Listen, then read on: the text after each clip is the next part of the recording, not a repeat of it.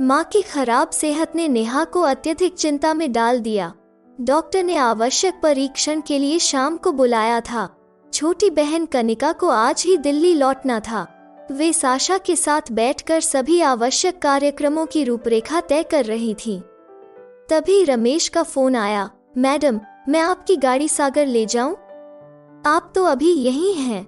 हाँ, मैं यहीं हूँ, लेकिन मेरी माँ बहुत बीमार हैं। गाड़ी तुम्हें कैसे दे सकती हूँ? मुझे जरूरत है, नेहा बोली। लेकिन मुझे दोस्त की शादी में सागर जाना है। बताया तो था आपको। बताया था, लेकिन मैंने गाड़ी सागर ले जाने की अनुमति तो नहीं दी थी। यह कहा था कि यदि मुझे ज्यादा दिन रुकना पड़ा तो तुम गाड़ी वापस बालाघाट ले जाना। बहरहाल मैं अधिक दिन नहीं रुक रही हूँ, लेकिन मैंने आपके कारण सागर के टिकट कैंसिल करा दिए। अब क्या करूँ रमेश? मैंने साफ कहा था कि माँ के पास ज्यादा दिन रुकने की स्थिति में गाड़ी वापस भेज दूंगी, लेकिन गाड़ी सागर ले जाने की बात तो नहीं हुई थी। वैसे भी उधर की सड़क कितनी खराब है, तुम्हें मालूम है। मैं गाड़ी नहीं दे सकती। माँ को चेकअप के लिए ले जाने के अलावा और 20 काम है। नेहा का मूड बिगड़ गया। नेहा को दफ्तर में ही माँ की बीमारी की सूचना मिली थी और वे बलराज से बात कर ही रही थी कि रमेश ने सुन लिया और झट से बोल पड़ा। मैडम, मैं आपको छुट्टी की दरख्वास्त देने आया था। सागर जाना है दोस्त की शादी में। अब आप कार से भोपाल जा रही हैं तो मैं भी साथ चलूं? अकेला ही हूँ, बीवी बच्चे अंकल के घर में ही हैं, अभी उन्हें वापस भी लाना है। नेहा ने स्वीकृति दे दी, यह सोचकर कि वो उनका मातहत है। साथ ले जाने में क्या बुराई है? वैसे भी वे अकेली जाएंगी कार में। बच्चों को साथ नहीं ले जाया जा सकता, उनकी पढ़ाई का नुकसान होगा और फिर क्या पता वहाँ कितने दिन रुकना पड़े। नागपुर पहुँचने पर रमेश ने कहा, मैडम, कुछ देर के लिए मेरे घर चलिए ना, मम्मी पापा से मिल लूंगा, आप भी थोड़ा आराम कर लेंगी। आराम नहीं, वैसे मिलने चलना है तो चलो, रुकेंगे नहीं। नेहा ने कार रुकवा कर थोड़ी मिठाई खरीद ली। आखिर वे बॉस हैं, खाली हाथ उसके घर जाते क्या अच्छा लगेगा। घर के लोग बैठक में जमा होकर बातचीत में व्यस्त हो गए थे। रमेश ने किसी से नेहा का परिचय नहीं कराया, जाने उन लोगों ने क्या समझा हो। मिठाई का डब्बा उन्होंने एक बच्चे के हाथ में पकड़ा दिया। चाय आने पर उन्होंने विनम्रता पूर्वक लेने से मना कर दिया। फिर वे रास्ते भर अपने विचारों में खोई रहीं। सारे भाई बहन अपने जीवन में व्यवस्थित हैं, पर पिता की मृत्यु के बाद से माँ ही अव्यवस्थित हो गई हैं। वे किसी एक जगह जमकर नहीं रहती। जहाँ भी रहती हैं, बच्चे उनकी सुविधाओं का पूरा ध्यान रखते हैं। उनके कमरे में ही टीवी, टेलीफोन, म्यूजिक सिस्टम और लिखने पढ़ने का सारा इंतजाम रहता है। वे खूब लिखती हैं, अंग्रेजी, हिंदी, बंगला, तीनों भाषाओं में। जो वैविध्यपूर्ण जीवन उन्होंने अपने ब्रिगेडियर पिता और कर्नल पति के सानिध्य में जिया, उसके अलावा स्वतंत्रता संग्राम के दिनों की स्मृतियों और घटनाओं को शब्दों में पिरोती रहती हैं, पर कभी कुछ छपवाया नहीं आज तक। घर में किसी ने इस ओर ध्यान ही नहीं दिया।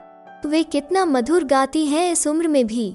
चर्चा परिचर्चाएं उन्हें अपार सुख देती हैं, पर आजकल किसके पास फुर्सत है इतनी कि बैठकर उन्हें सुने। शायद भीतर का अकेलापन अब निगल रहा है उन्हें। भौतिक सुविधाएं आत्मिक प्रसन्नता तो नहीं दे सकती ना। ऐसे में उन्हें कुछ हो गया तो सोच नेहा घबरा उठी थी। भोपाल पहुंचने पर रमेश को उसके अंकल के यहाँ छोड़ने शाहपुरा जाना पड़ा। रात हो चुकी थी। उसने कार से सामान उतारते हुए चाय के लिए रुकने का आग्रह किया था, पर नेहा टाल गई। दरवाजा खुलते ही उसकी पत्नी, आंटी, अंकल सब बाहर आ गए। रमेश ने तब भी उनसे किसी का परिचय नहीं करवाया, पत्नी से भी नहीं। बहुत अजीब लगा था उन्हें। तब उन्होंने खुद ही संकेत करते हुए पूछ लिया था, ये तुम्हारी पत्नी है दिशा? लेकिन नेहा का परिचय पत्नी को देने की आवश्यकता नहीं समझी उसने।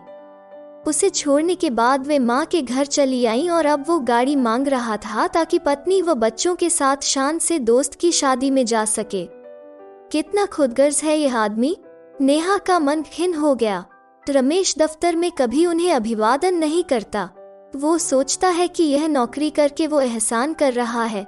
वो तो क्लास 1 के लायक है, इतनी काबिलियत है उसमें। दिन ही खराब थे, वरना आईएएस की लिखित परीक्षा में तो निकल गया था, मौखिकी में ही रह गया। फिर भी अपने आप को आईएएस ऑफिसर से कम नहीं समझता। नेहा को महसूस हुआ कि अपने मातहत पुरुषों से कभी निजी या घर परिवार की परिस्थितियों पर चर्चा नहीं करनी चाहिए। वैसे भी महिला बॉस को वे अमूमन गंभीरता से नहीं लेते। उनके अधीन काम करना वे अपनी तौहीन समझते हैं। लाख महिला सशक्तिकरण की बातें की जाएं, विश्व महिला दिवस मनाया जाए, नारी स्वतंत्रता के नारे लगाए जाएं, पुरुष आसानी से स्त्री की सत्ता थोड़े ही स्वीकार कर लेगा। साशा ने नेहा को गंभीर देखकर टोका, छोड़िए भी, नाहक क्यों मूड बिगाड़ती हैं अपना? कनिका दीदी नहा कर आती ही होंगी, खाने की मेज पर चले, उन्हें शताब्दी से निकलना है, अभी 12 बजे हैं। नेहा ने घड़ी पर निगाह डाली। शताब्दी एक्सप्रेस दोपहर 2 बजे निकलती है। कितनी तेजी से बीत रहा है समय, पंख लगाकर उड़ रहा हो मानो अभी तो मिलकर जी तक नहीं भरा और बिछुड़ना होगा। उन्होंने ठंडी सांस ली। अगले ही क्षण टेलीफोन की घंटी बज उठी। मैडम, कब निकलना है वापस बालाघाट? मुझे रिंग कर दीजिएगा, रमेश कह रहा था। नेहा बुरी तरह खींच उठी, बोली, देखो रमेश, तुम्हारी छुट्टी सिर्फ आज तक है, कल रविवार है, तुम सोमवार को ज्वाइन कर लेना। मेरा अभी कुछ तय नहीं वापस जाने का, लेकिन मैं तो आया ही इसलिए हूँ कि आपके साथ लौट जाऊंगा कार से। आप ही की वजह से मैंने वापसी के भी टिकट कैंसिल करा दिए हैं। रमेश, मैं अपनी बीमार माँ को देखने आई हूँ, यहाँ कोई पिकनिक मनाने नहीं। अपनी सहूलत से वापस जाऊंगी, कहकर उन्होंने फोन काट दिया। यह आदमी तो पीछे ही पड़ गया। उसके बात करने का अंदाज तो देखो, कहता है आपकी वजह से टिकट कैंसिल कराए। टिकट कराए कब थे? झूठ की भी हद होती है, सोच नेहा भीतर ही भीतर उबल पड़ी। दीदी, अपने मातहतों को ज्यादा मुंह लगाना अच्छा नहीं होता, उसे आपका तनिक भी लिहाज नहीं। वो तो ऐसे बात कर रहा है जैसे आप उसकी बॉस नहीं, वो आपका बॉस हो। ऐसे ढीठ आदमी को सपरिवार साथ लेकर वापस जाएंगी आप? साशा के इस कथन से नेहा क्षुब्ध हो उठी, बोली, अब क्या करूं? वो रईसी तो बहुत झाड़तर है, कह रहा था कि उसके अंकल तो हेलीकॉप्टर खरीदना चाहते हैं पर सरकार अनुमति नहीं दे रही है। दोस्त को ठाट दिखाने और झूठी शान बघारने के लिए मेरी गाड़ी से सपत्नीक शादी में सागर जाना चाहता था। शायद पत्नी पर रोब गांठने के लिए कह दिया हो कार से लौटेंगे। अब कार्यक्रम गड़बड़ाने से खींच रहा। जब मैंने कह दिया कि तुम ज्वाइन कर लेना, तो इसका मतलब है मैं उसके साथ वापस नहीं जाऊंगी। फिर भी फोन करने का दुस्साहस किया। ढिठाई की हद है। आप नाहक कार से आई। कनिका ने खाने की मेज पर नजर डालते हुए कहा, अरे कर्नल साहब घर में होते तो ट्रेन से ही आना पड़ता। वे तो 10 दिनों के लिए हैदराबाद में हैं, इसलिए मैंने सोचा। सहसा माँ की उपस्थिति से सबका ध्यान उन पर केंद्रित हो गया। साशा ने उन्हें आहिस्ता से कुर्सी पर बैठाया। खाने की मेज पर माँ का सानिध्य कितना सुखद लगता है, पर ऐसा संयोग अब कम ही होता है। शादी के बाद सब बेटियां एकत्र नहीं हो पाती। माँ अब ज्यादा चलती फिरती नहीं, वे जल्दी ही थक जाती हैं। अब तो बीमारी के कारण वे आग्रह पूर्वक अपने हाथों से बनाकर कुछ नहीं खिला पाती। नेहा स्टेशन पर कनिका को विदा कर लौटी तो मन बहुत उदास हो गया। शाम को साशा के साथ माँ को डॉक्टर को दिखाने ले गई तो वहाँ भीड़ थी। एक बार फिर प्रतीक्षा के क्षणों में चर्चा के दौरान रमेश छाया रहा। घर लौटने पर साशा ने उखड़े स्वरों में कहा, मैं तो तंग आ गई इस रमेश पुराण से। दीदी, आप उसके साथ हरगिज नहीं लौटेंगी। उसे मोबाइल पर स्पष्ट शब्दों में कह दीजिए, वो कोई उम्मीद न करे।